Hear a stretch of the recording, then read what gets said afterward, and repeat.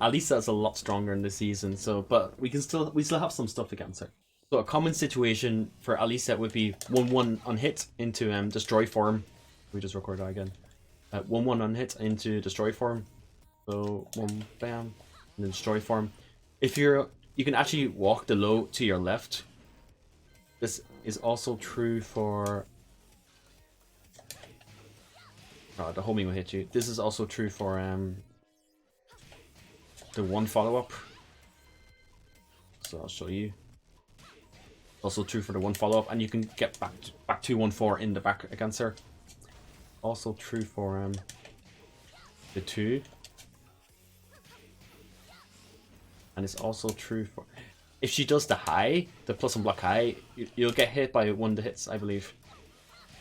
Yeah, you just get hit by 1 to hits, but I don't think she's plus there. I think she's just have step again. Yeah, so going left after 1-1 is a pretty good idea. Now, obviously, she has the homing, and she has this move which tracks that direction in back 2-1 in destroy form. But Asuka has something really good against these options. So Asuka has against these options are, so she tries to make you stop walking left against her. She can actually power crush through. Now, obviously, the trade is not in her favor. I think it's about even. But if there's a wall or you're going to kill her, I think it's worth going for. Especially against this. It'll beat this. It'll beat this as well. This move is really stupid, by the way. It'll beat this. And if there's a wall nearby, you get a full combo and it's in your favor. So I think it's a good meta to force Alisa to start doing lows, which you can sidewalk left and then launch. And obviously she has answers for this. She can just do 1-1 on hit and then just bait out, you know, just bait out the power crush, obviously. But it increases the guesswork for her. So it's very rewarding options against her flowchart Alisa setups, for example. So it's pretty good rewarding options against her. So we can power crush through the highs and the mids from destroy form on 1-1 on hit, and then we can sidewalk left most of the stuff and the low. That's important to remember. So but even if you block destroy, even if you block this, you can avoid this.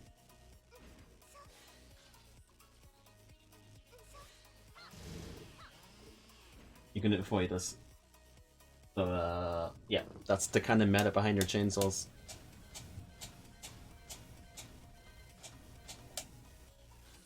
Let's see, after then back 3 into while standing for. That's like a common poke situation.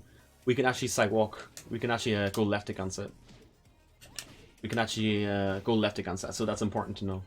Now I'm not going to talk about punishing stuff on block or punishing frame data or whatever. Like, you guys can look that up elsewhere. This is purely common situations and how to handle them with Asuka. So against back 4-4, this is a new move for her. So back 4-4 on its own, and back 4-4 into fly 1, which is, I assume, is the fastest option she has. We can actually do dash down for 2 on block. So it launches dash. It's really mana. So it launches that, and it floats this for a float combo. Keep in mind, you need to do a little dash after this, so the 1+4 picks up consistently. So that would be an option select against that string. So dash down for 2 on the back 4-4 new string. So see, while running 2 situation on block, I think is best to go right because it avoids Stanford 1. If it avoids Stanford 1, it avoids Stanford 2. Okay, that was delayed. It avoids Stanford 2. It avoids back 1.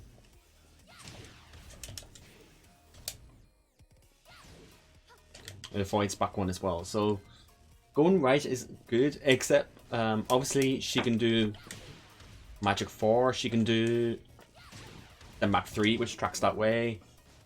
So just you have to keep these options in mind. So I think going right into either side step right or Duck would be a good option maybe. So for example, to duck under Magic 4 to stop her from catching you. Actually, there's a thing I didn't test. Into 4-2. Wonder if that tracks slice that right. It doesn't. So you either slice that right her stuff, or make a hard read and duck against them back 3 and Magic 4. So sometimes you just have to make the read and duck the Magic 4. Duck under. That's if she's trying to stop you from just going right against her. And obviously that will beat Mach 3 as well. And yeah, so I think that's the kind of rough meta against Alisa stuff. Against while standing 2, now this is awkward to punish. While standing 2 into fly, or while standing 2 into nothing. In my opinion, the best punish is just do 2-1. So it'll float if she does that. Which one was the float? That was the float, okay. And if she does nothing, it'll punish. Now see, if we do 2-3 as a punish, we won't get a combo off this. So that's a bit shit in my opinion. So I think it's better just do 2-1 just to cover both options. Let's see. What else do we have in the list? Okay, 4-2-1+2. A lot of Lisas like to do into sidestep destroy form. Now this is a kind of a cheesy setup because it actually fades a lot of stuff. Does it fade 10-1? Yeah, so as you can see, it fades a lot of things because she ducks under a little bit when she steps. So what you want to do is, well, obviously she can go the other way as well. Oh, she can go the other way as well, which avoids some other stuff too. It doesn't avoid them for that direction, but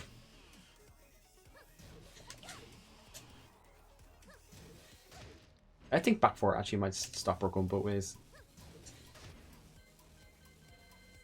Have a look. Let's have a look. See.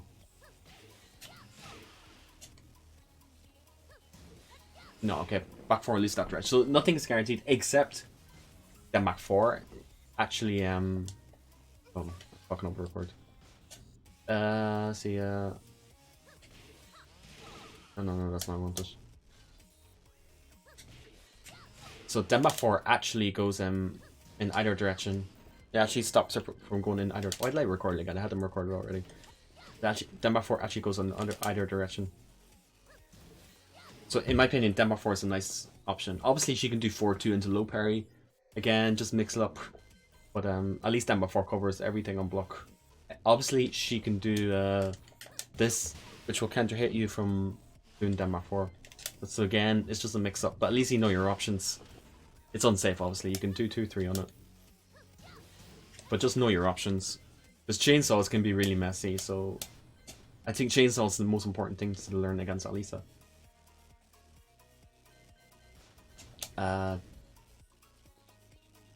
So against Denford 1-1 and Denford 1-4, we can actually power crush in between them. We can actually power crush between both enders. Let me turn. You did the high a lot. Let me turn on mid. So we can actually power crush to both the options. And even if she does Denford 1 into nothing, we're still safe. If she blocks it, we're still safe. Obviously she has to make reads like duck under it or whatever. But at least we're making her play into Asuka's game by making her respect the power crush. So she can power crush to both those options. Let me talk about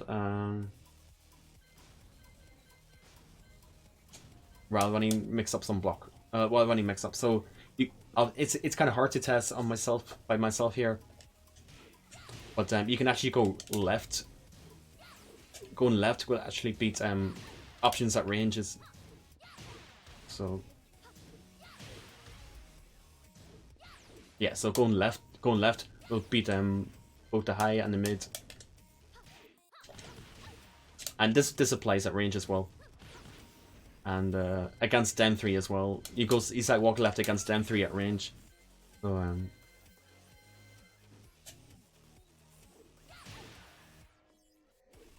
you have to go left against that. A deep left, or else you get clipped.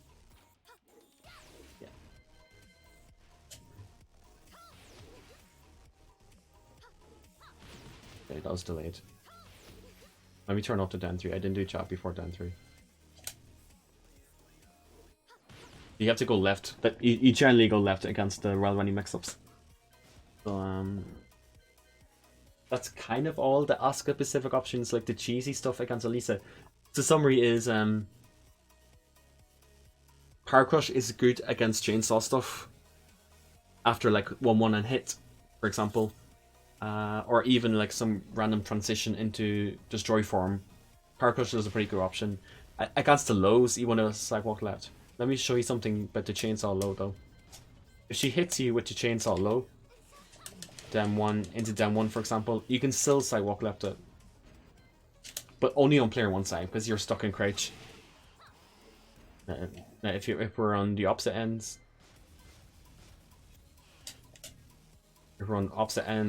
as you see, I can't step this way because it tracks that way. So you can only step on player 1 side. So in my opinion, try and stay on player 1 side against Alisa. It's her weaker side. So I think in general you want to go left against the Chainsaw stuff and against her running stuff. So left against Chainsaw and left against running stuff and down 3. And up close you want to go right because it avoids her downward 1. It avoids like I showed from the Royal Running 2 mix up and block. It avoids downward 1. It avoids back 1. It avoids downward 2. It avoids all these. So in my opinion, it's best to go right against her up close and then left against her running mix-ups and chainsaw stuff. It should beat her jabs as well. Her jabs don't track that well, I think. Yeah, so avoid her jabs as well. Obviously, Denmark 3 will hit this way. So Denmark 3 hits this way, but you can do like maybe slice that right into quick duck. After, if you're like not too minus, you can maybe attempt this. Obviously, you have to watch out for Magic 4. You have to make a read on Magic 4. Maybe duck under it, or just try an interrupter out of it. So, you know, nothing's guaranteed. No options are guaranteed. It's all a mix-up in the end. But just know what you can do. That's the main thing. Just know what you can do. Just remember stuff. Oh, and also, I didn't mention on the Downfront 1-1 stuff. Downfront 1 stuff. Now, obviously, this is riskier. But you can actually reversal both of these options. She can chicken. But it is there. It works. It is an option. It is an option. It works. She can chicken, but it is there. And like I said, we can power crush through them. In my opinion, that's kind of important to remember, especially when you're near the wall. If they're just flowcharting Downfront 1-4, it's a good option to know. And I think that's all I have for Alisa. Actually, let me talk about her Dan 3 stuff. So her Dan 3 goes into a high. Her Dan 3 goes into a mid. And let me talk about the mid first. But with the mid, you can backdash it sometimes. If it hits you at range, you can backdash the mid. If you're up close, you can't backdash it. But if you're further away, you can backdash and make a whiff. And sometimes you just have to duck under the high. Because a lot of Lisas like to flow short the high out. So in my opinion, it's nice to just duck and then just force them to do it. Also, she can do Dan 3 into FC mix-ups. Dan 3 into FC mix-ups. Again, sometimes you just have to take the read and then just interrupt it. Sometimes you just have to take the read and interrupt her out of it. It's not a nice situation at all, but you do have to take reads here. Or otherwise, just ride it out. So just remember, so yeah, just sometimes you just have to challenge her stuff on hit. But if they're doing the knee, or they're doing Dan 3 into Wasani 4, for example, it will interrupt you from trying to stop it. See, stuff like Denmark 3 on hit into FC Downfront 1+2 actually cannot be stepped, which in my opinion is really stupid. Because if you try to sidestep duck this, you're going to eat while standing 1+2.